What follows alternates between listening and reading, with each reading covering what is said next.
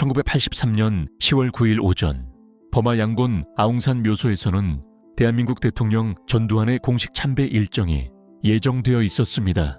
당시 수행단은 대통령 도착에 앞서 먼저 묘소 단상에 집결해 있었고 외교 안보 핵심 인사들이 정렬한 상태로 일정을 준비하고 있었습니다.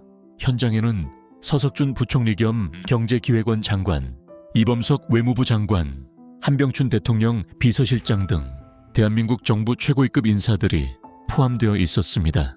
오전 10시 28분경 묘소 상단 구조물에서 대형 폭발이 발생합니다. 단 한 번의 폭발이었지만 위력은 치명적이었습니다. 현장은 순식간에 붕괴된 콘크리트와 파편, 연기와 비명으로 뒤덮였습니다. 수행단 중심부가 직접적인 타격을 받았습니다. 이 폭발로 대한민국 고위인사 16명이 현장에서 사망하고 30여 명 이상이 중경상을 입는 초유의 참사가 발생합니다. 그러나 이 사건의 실질적인 시작은 폭발 이후부터였습니다. 폭발 직후 버마 군정과 정보기관은 즉각 양곤 전역에 대한 봉쇄 조치를 실시합니다. 국제공항, 항만, 주요 도로, 외국인 숙소, 외교구역까지 동시다발적인 검문과 이동 통제가 시작되었습니다. 사건을 단순 사고가 아닌 조직적 공격 가능성으로 규정한 상태에서 초동 수사가 진행됩니다.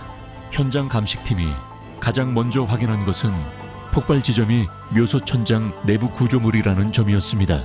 이는 즉흥적인 투척형 폭탄이 아니라 사전에 은밀히 설치된 장치였다는 의미였습니다. 잔해 분석 결과 군용 고성능 폭약과 원격 기폭 장치가 결합된 형태로 판단되었습니다. 기폭 방식 또한 시간 맞춤형 원격 작동 구조로 확인됩니다. 즉, 목표 시점에 맞춰 폭발하도록 설계된 계획형 테러의 전형적인 형태였습니다. 버마 수사당국은 즉시 사건 직전 며칠간 묘소 주변 출입 인원을 역추적하기 시작합니다.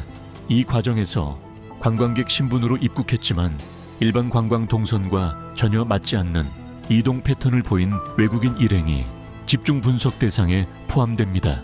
숙소 이동 기록, 차량 이용 경로, 묘소 인근 체류 시간이 폭발 시점과 반복적으로 일치하는 인물들이 존재했습니다. 이들의 행적은 단순 방문객으로 보기 어려운 수준의 사전 답사 패턴을 보였습니다. 특히 묘소 구조 주변을 여러 차례 방문한 기록이 확인되면서 수사는 특정 공작조 존재 가능성으로 급격히 전환됩니다. 양곤 시내 봉쇄 수색이 확대되던 과정에서 도주를 시도하던 용의선상 인물들의 움직임이 포착됩니다. 버마 군경은 주요 도로 검문과 외국인 신원 확인을 병행하며 추적을 진행했습니다. 이 과정에서 북한 공작원 강민철이 체포됩니다. 체포 당시 그는 자신을 단순 외국인 방문객이라고 주장하며 사건과의 관련성을 전면 부인했습니다. 그러나 그의 신분은 곧 여러 증거에 의해 흔들리기 시작합니다.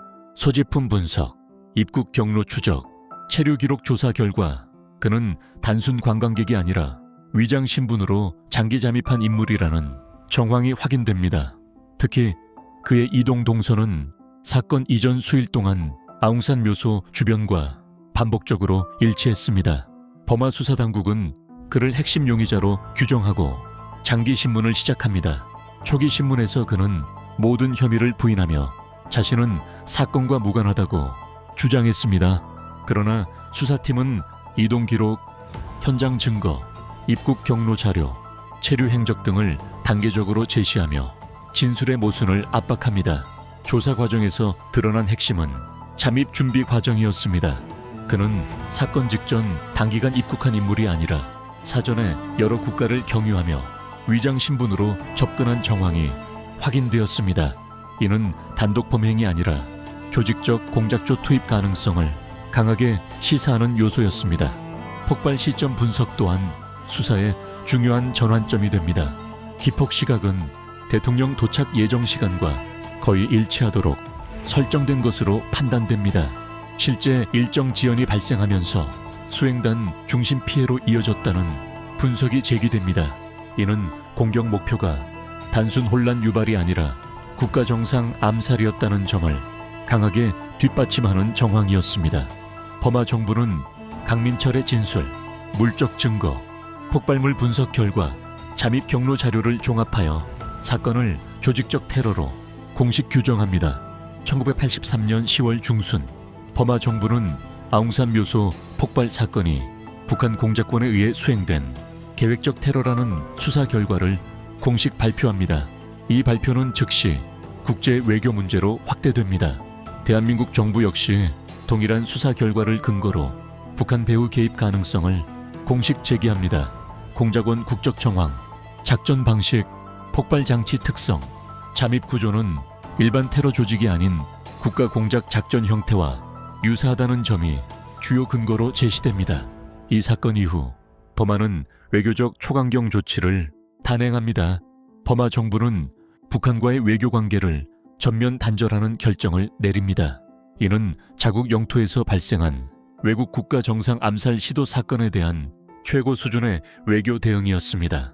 사건은 단순 테러 사건을 넘어 국가 간 외교 충돌 사건으로 확대되었습니다.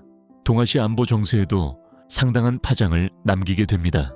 강민철은 이후 버마 교도소에 장기 수감되며 사건의 핵심 인물로 남게 됩니다. 그의 존재와 진술은 이후 수년간 국제정치와 정보전 논쟁 속에서 지속적으로 언급됩니다.